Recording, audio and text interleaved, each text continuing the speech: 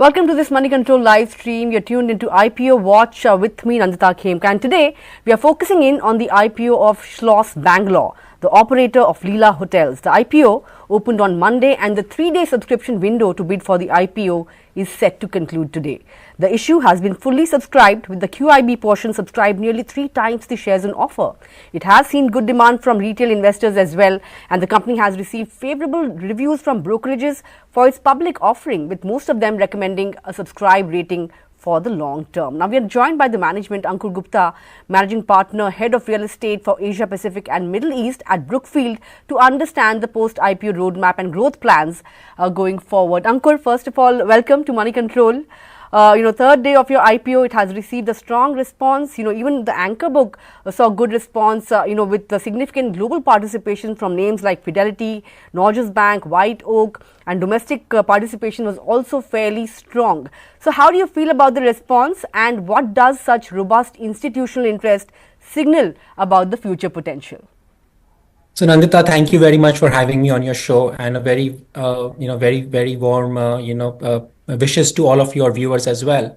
We have been talking to investors ever since we filed our draft prospectus, later part of last year. And it's very gratifying that a business plan, a story that Brookfield has been on the journey. And when we invite other participants, large global funds, as you mentioned, domestic mutual funds, public at large, when we invite like-minded people to join that story, and you receive amazing response as a result of that, it's very heartening. It puts the onus back on us as Brookfield to continue to build the business and make it even stronger. Our journey with this investment started in 2019 through the recapitalization and buyout of the hotel business, the properties, the brand, and the management business. Since then, we've made tremendous strides, taken the company through what was a period of financial struggles for many years leading up to our acquisition. We had operational challenges during the pandemic. And the management team has done an amazing job in building up this business from 8 properties then to more than 13 now, and with a pipeline to take it more than 20. So all in all, that story has landed well and very heartening for us. Sure, very heartening for you. You've come to the market with somewhere around 24% equity, if I'm not mistaken. But what does the future roadmap look like? Would you be looking to, exit anytime in future, not in the near future, but in future sometime? Would that be on the agenda at all? Brookfield is a very long-term investor. Our DNA is to build businesses. And that's what our attempt is. We have more than 2.5 lakh crores of investments in India to date over the past 15 years of our journey here, and very proud that all of that capital has been towards creating a real economy in the country. And we've stayed invested in those platforms. We built those platforms. Today, our office business in India is one of the largest in the country, more than 50 million square feet. We started that journey in 2014. And along the way, we've had private capital join us, we've had global capital join us, we've had the public capital join us. And Brookfield has stayed the course in ensuring that we do the right business. We do it in a manner that is rewarding for stakeholders, shareholders, users, and that would be our motivation here as well. Sure. You've outlined that, you are planning to add 8 new hotels to the portfolio. Can you tell us which regions would you be targeting for this expansion? Would it be limited to domestic? Any plans to look at overseas market as well? What are your thoughts there? Yeah, strategy is very well laid out in terms of what we will like to do, which is luxury ecosystem on the hospitality side, and the brand is very strong. Now that ecosystem has many different limbs to it. One is going deeper into the domestic space, both in terms of urban palaces that Leela is known for. We are likely to come up with something on those lines in prime CBD in Mumbai. We're likely to expand that into our existing cities. At the same time, we are adding sectors like wildlife, like heritage, religious tourism, the hills, and resorts in those locations. That's the India story, and we see that with such little supply coming through on the luxury side and a strong demand, on the back of what's the India story? Fourth largest economy in the world, per capita income getting into levels where from 70 million target customers today, we think that the target audience for a Leela luxury offering will be in excess of 200 million. And we've seen the story play out in the 70s and 80s in the US and European Union. And India has just begun that journey. So there's a lot of room for us to go and go deeper into the luxury hospitality ecosystem in India. At the same time, Brookfield is a global organization. We are active in more than 30 countries across the world. So I would say Leela is already global. It's recognized as one of the best hospitality brands in the world. And to the Brookfield ownership, we've taken that message Right. across the world. At the right time, the brand will find a merit in being in certain markets across the world, but we would be doing it in a very thoughtful manner. Sure. What about the capex outlay for the upcoming expansion plans? How would you be planning to fund it? In terms of debt, of course, you are retiring a sizable portion of debt. So, will you be debt free? A and B. Would you be looking at more debt to fund this expansion, or would it be through cash from operations? So post the IPO, our net debt position will be close to zero, which means there's a lot of capacity in the balance sheet at Okay. Leela.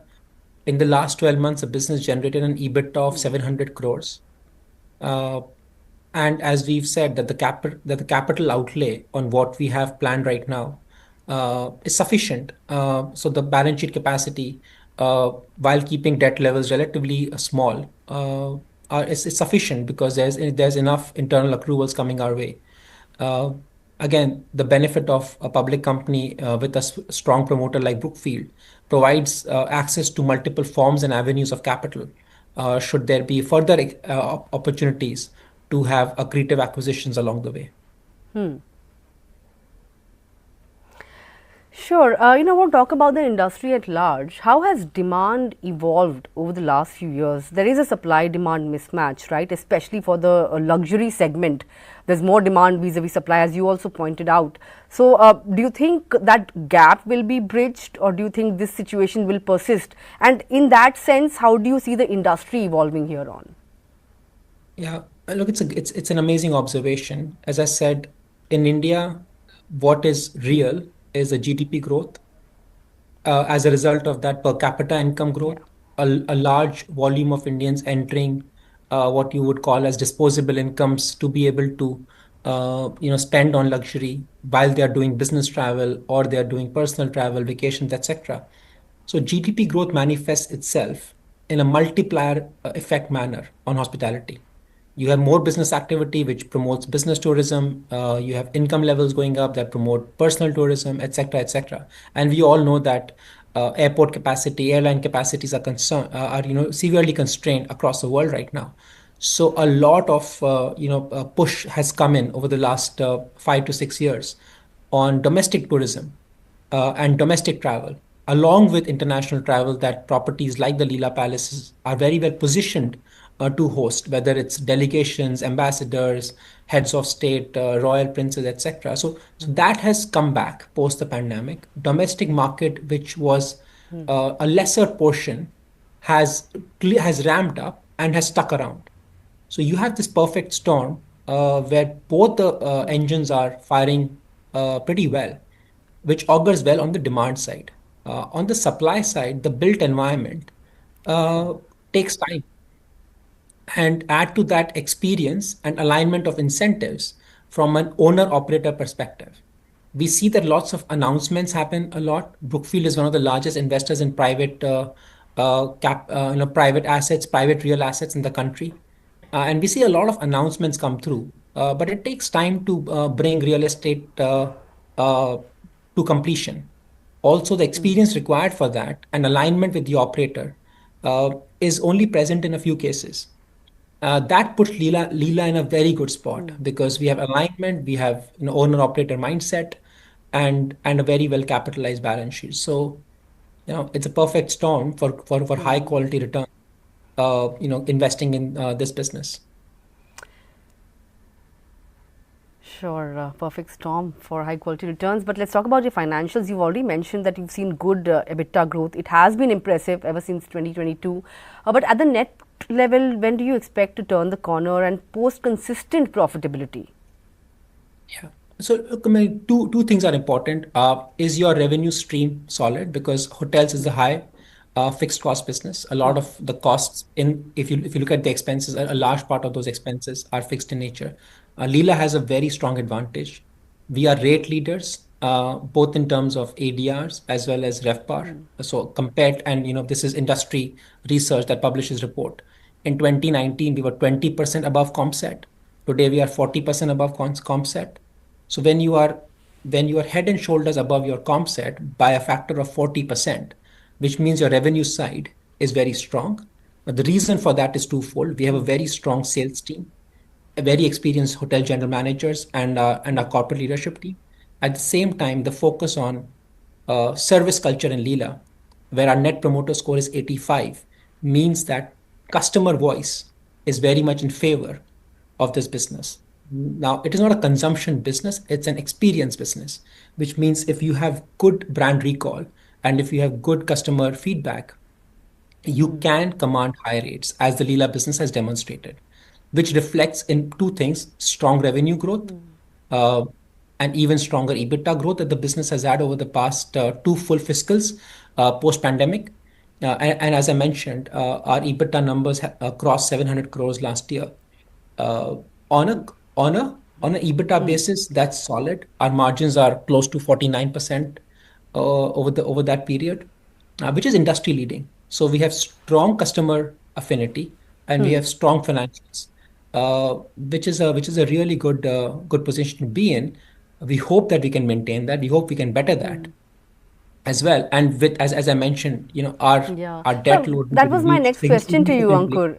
Are you Our debt load will be reduced significantly, which means that on a net sure? basis, these numbers will translate pretty well. Yeah, you'll also be saving quite a lot on finance costs, right, because of the reduction in debt. But in terms of your margin, what are the levers? And take us through them, because of course, you mentioned 49, in excess of 49%, which is far above Indian hotels, say 35% for them, right? So, I mean, how confident and what are the levers that would help you sustain these margins? Because you also have expansion plans in the pipeline, right? See, in a business which is a high fixed cost business, you have to focus on margins. I think there's been a singular focus on enhancing our revenue, at the same time ensuring that keeping our service levels always growing, meaning enhancing service levels. So not compromising on service levels, but using technology, using our knowledge in real estate, using our knowledge of operating, billions of dollars of hotel properties across the world, investing back in our sales channels, investing back in our brand. So it's a combination of the barbell approach to enhancing your revenue and making sure that your costs through technology intervention, green power sourcing, focus on implementing sound measures to contain fixed costs. This is what really matters in this business, because whether you are in the management business, whether you are in the ownership business, ultimately the business is about providing a luxury experience to your end customer. Means to an end could be different, uh, but what is a secret sauce really is ensuring that the customer score remains very high, which means that they want to come back and they want to be able and you want to be able to charge the right price to the product and the service that you're offering. Sure. Talking about your revenue profile, a significant share of your revenues come from your top five owned properties, right? How do you see that revenue profile evolving across your broader portfolio, especially the managed properties? How do you see it evolving here on? Yeah, look, it's a great question. Typically, uh, as you'll see with all hotel companies of the likes of the Leela Palaces, because you're only taking a part of the revenue, that is your fee income, in the case of a managed property. That is what creates this the perception of the ownership-driven properties being the majority of your revenue, and which is the right way of accounting for that. Uh, our mix today is Hmm. 5 owned properties, 8 managed properties. The mix will likely be, if you look at what we have currently in the balance sheet as sort of our growth program, it'll roughly be 50-50 owned versus managed properties. But because you're in one case you're taking 100% of revenue, in the other case you're taking single-digit percentage of revenue. Uh, the revenue numbers will always look different in terms of contribution from owned versus managed pool. But for us, it's entire ecosystem that matters. Whether we own a hotel or we are managing it on behalf of our hotel partners. Sure. I also want to touch upon your current occupancy rates. That stands at 65%. If you compare it with Indian hotels or stuff, you'll see they have 80% or thereabouts. But in terms of strategy, do you have, or are you looking to bridge that gap going forward? Any timeline as well in mind? Look, our own properties are somewhere in the high 60s. We have a lot of experience running luxury hospitality. The optimal numbers are slightly in excess of that, but as I mentioned, our focus is on overall revenue optimization. There's a lot of analytics that go into it, and we'd like to believe that we are always pushing the envelope towards the maxima, which is the what is the maximum of price times quantity, which is also great because we have some levers to pull to get it into the mid 70s, and that's further upside on a same store basis that we see in this business. Last couple of questions then. Your average room rates, they are in the range of 16 to 17,000, if I'm not mistaken. Given your luxury positioning, is there headroom for further, growth in room rates? Take us through what you think about that. Two things. For our owned properties, these are in excess of 20,000 rupees. And if you come, so two things. One is we discussed that demand supply mismatch exists. Demand is more than 2 times of supply, and that's projections from industry experts, uh, which means that there is good tailwind behind sustaining and growing the average daily rates of properties like what we have in the Leela business. Second part is if you compare these properties to any other luxury comp set in the world, they stack up right up top. Consistently we've seen Leela ranked as a brand as one of the top brands in the world. Leela Palace Udaipur was ranked as the best hotel in the world, 4 years ago or 5 years ago, which means these properties are at the same level to any luxury property or most luxury properties in the world.